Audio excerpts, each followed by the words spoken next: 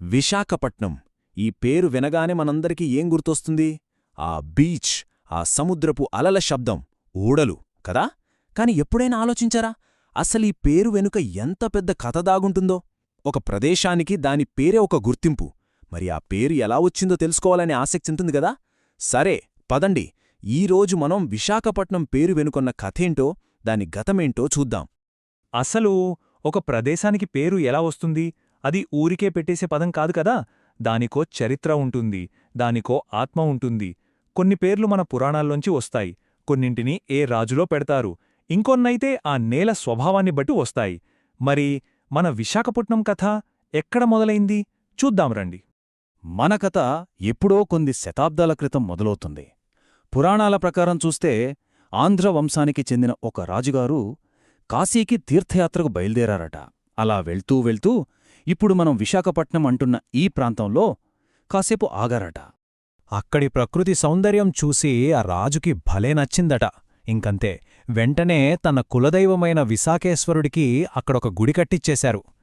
ఇందులో ఒక ఇంట్రెస్టింగ్ విషయమేంటంటే, చరిత్రకారుల ప్రకారం ఈ గుడి ఇప్పుడు మనందరికీ తెలిసిన లాసన్స్ బే దగ్గర్లోనే ఉండేదని చెప్తారు.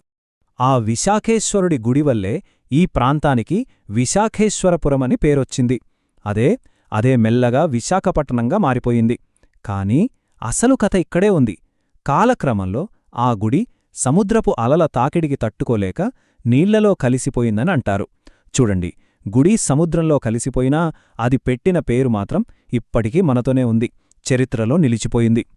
సరే, ఈ ప్రాంతం కథ కేవలం పేరుతోనే ఆగిపోలేదు. శతాబ్దాలుగా ఎంతోమంది రాజులు, ఎన్నో సామ్రాజ్యాలు ఈ తీరాన్ని ఏలాయి. ఆ పాలకుల పరంపర ఎలా సాగిందో ఓసారి చూద్దాం. ఒక్కసారి చూడండి, ఈ ప్రాంత చరిత్రలో ఎన్ని మలుపులో. మొదట్లో కళింగరాజ్యం పాలనలో ఉండేది. ఆ తర్వాత క్రీస్తుశకం 7వ శతాబ్దంలో తూర్పు చాళుక్యులు చేజికించుకున్నారు. మధ్యయుగానికొచ్చేసరికి కొండవీటి రెడ్డిరాజులు, ఒరిస్సా గజపతులు, గోల్కొండ నవాబులు ఇలా ఒకరి తర్వాత ఒకరు పాలించారు. చివరికి మొఘల్ చక్రవర్తి ఔరంగజేబ్ చేతిలోకి కూడా వెళ్ళింది. అంటే ఆలోచించండి, ప్రతి సామ్రాజ్యం ఇక్కడ తమదైన ముద్ర వేసి వెళ్ళిందన్నమాట. ఇది కేవలం పాలకుల మార్పు కాదు, రకరకాల సంస్కృతులు కలిసిన ఒక సంగమం. మొఘలుల తరువాత విశాఖపట్నం చరిత్ర మరో పెద్ద మలుపు తీసుకుంది. అదే యూరోపియన్ల రాక. వాళ్ల రాకతో ఈ తీరప్రాంతపు రూపురేఖలే మారిపోయాయి. చూడండి, అప్పటిదాకా భారతీయ రాజుల చేతుల్లో ఉన్న అధికారం మెల్లగా యూరోపియన్ల చేతుల్లోకి వెళ్ళిపోయింది.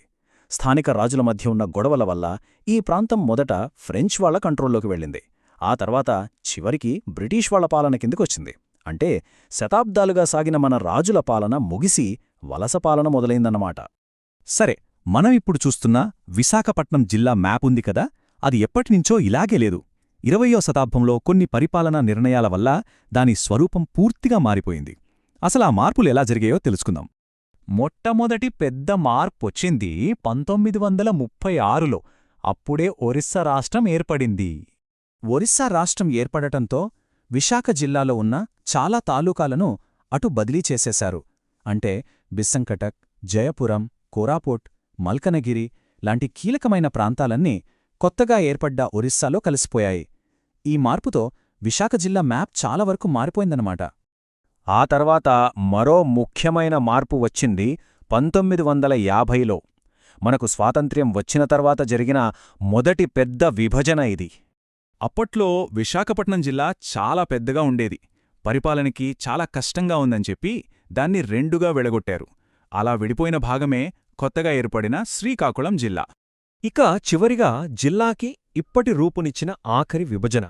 ఇది జరిగింది 1979లో. ఈసారి విశాఖపట్నం జిల్లాను మళ్లీ విభజించి కొన్ని తాలూకాలను వేరుచేశారు. విజయనగరం, గజపతినగరం, శృంగవరపుకోట లాంటి ప్రాంతాలతో విజయనగరమనే కొత్త జిల్లాను ఏర్పాటు చేశారు. సో ఈ విభజన తర్వాతే మనమిప్పుడు చూస్తున్న విశాఖపట్నం జిల్లా మ్యాప్ ఫైనల్గా తయారైంది. అంటే ఒక పురాణ కథతో మొదలై వలస పాలన, పరిపాలనా విభజనలు, ఇలా విశాఖపట్నం చరిత్ర పొరలు పొరలుగా ఉంది. ఈ మొత్తం ప్రయాణాన్ని ఒక్కసారి వెనక్కి తిరిగి చూద్దాం. కళింగ రాజ్యం, తూర్పు చాళుక్యులు, రెడ్డిరాజులు, గజపతులు, గోల్కొండ నవాబులు, ఆ తర్వాత మొఘలులు, ఫ్రెంచ్, బ్రిటిష్ వాళ్లు, ఇలా ఒకరి తరువాత ఒకరు ఎంతో మంది పాలకుల చేతులు మారింది ఈ తీరప్రాంతం. ప్రతి ఒక్కరూ ఈ నేలమీద తమదైన ఒక ముద్ర వేసి వెళ్లారు. అందుకే ఇది ఒకరి కథ కాదు, ఎన్నో సామ్రాజ్యాల వారసత్వం. అంటే విశాఖపట్నం కేవలం ఒక నగరం మాత్రమే కాదు, అది ఒక సజీవ చరిత్ర, కాలంతో పాటు మారుతూ వచ్చిన ఒక కథ. దాని గతాన్ని రాజులు, చక్రవర్తులు, వలస పాలకులు రాశారు. మరి దాని భవిష్యత్ కథను, తర్వాత అధ్యాయాన్ని ఎవరు రాస్తారు? ఇది ఆలోచించాల్సిన విషయమే కదా.